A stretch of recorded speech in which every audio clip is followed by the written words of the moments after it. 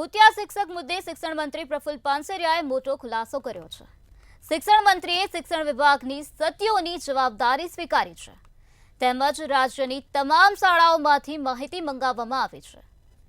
રાજ્યની શાળાના ભૂતિયા શિક્ષકો પર કાર્યવાહી કરવામાં આવશે તો રાજ્યની 345 જેટલી શાળાઓના પ્રશ્નો ઉકેલવામાં આવશે અને આ સાથે અમુક શાળાઓમાં ટેન્ડર ન ભરાયા હોવાના કારણે ઓરડાની કામગીરીમાં વિલંબ થયો હોવાનું જણાવ્યું હતું।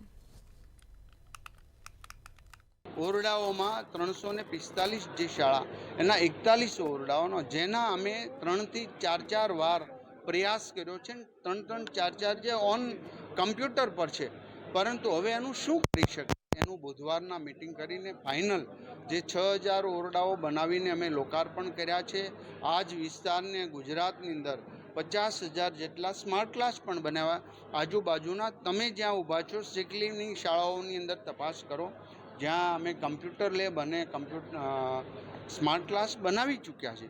ક્ષતિ આ છે કે જેમને ટેન્ડર નથી ભર્યા આવી શાળાઓમાં અમે ઝડપથી ઝડપ કામગીરી કરવાનો અમે પ્રયાસ કરીશું।